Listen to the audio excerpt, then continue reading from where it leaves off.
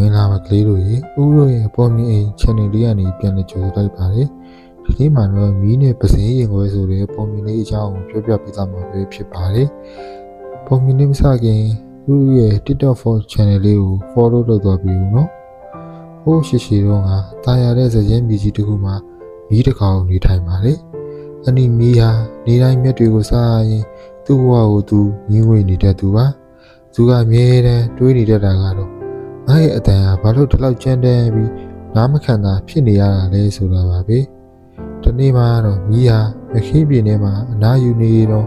တာယာညင်ရောင်းလာတဲ့သချင်းတန်လေးတွေကိုကြားလိုက်ရပါတယ်သူလိုက်ကြည့်လိုက်တော့မျက်ပင်လေးတွေကြားမှာပစင်းရင်ဝဲလေးတွေကတီတာတာနဲ့အရန်ကိုတာယာတဲ့အတန်လေးတွေနဲ့သချင်းစုံနေတာကိုတွေးလိုက်ရတာလေမီးဟာအဲ့ဒီအတန်လေးတွေကိုနားထောင်ပြီးရန်ကိုအားကျသွားပါတယ်အိုးသူတို့ရဲ့အတန်လေးကဘလောက်တောင်ချူတာလိုက်တယ်ငါသာသူတို့လိုတချင်းဆိုနေ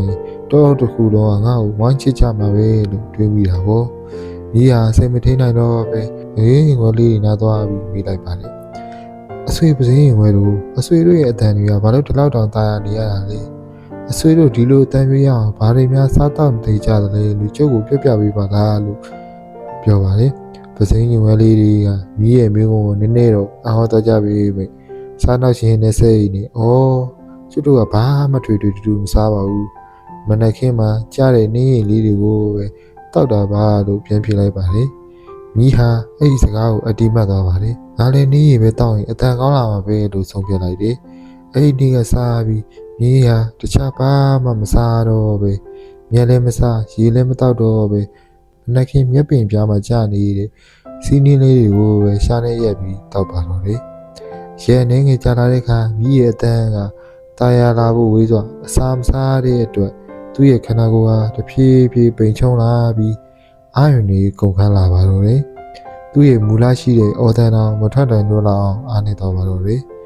နောက်ဆုံးမှာတော့မိုင်မဲတဲ့မိကြီးဟာမိမိရဲ့တဘာမဟုတ်တဲ့အရာကိုအတင်းအားရမှအတူခိုးဖို့ကြိုးစားရင်အစာငှက်ပြီးတေဆုံးသွားခဲ့ရပါတော့တယ်ပုံမြင်လေးကတော့ဒီလောက်ပါပဲဒီပုံမြင်လေးရဲ့ပြီးတဲ့သင်ခန်းစာကတော့လူတိုင်းမှာမတူညီတဲ့ပင်ကိုရည်ချင်းတွေရှိကြပါတယ်သူတစ်ပါးရဲ့ရည်ချင်းကိုအားကျပြီးကိုယ့်ရဲ့သဘာဝကိုဖျက်ဆီးတာဟာအနည်းရှိပါတယ်မဖြစ်နိုင်တဲ့အရာတွေကိုအတင်းအဓမ္မကြိုးစားတာအထက်မိမိရဲ့အားသာချက်ကိုပိုကောင်းအောင်လုပ်တာကပုံမှန်ကန်ပါတယ်ဒီပုံမြင်လေးကလူတွေကိုအစင်ကျင်မဲ့အတူကိုချင်းရဲ့အကျိုးဆက်ကိုကောင်းကောင်းကြီးသတိပေးထားတာပဲဖြစ်ပါတယ်နောက်ထပ်အပိုင်းမှာစိတ်ဝင်စားစရာပုံမြင်လေးတွေနဲ့ပြန်တွေ့ကြမယ်တတာ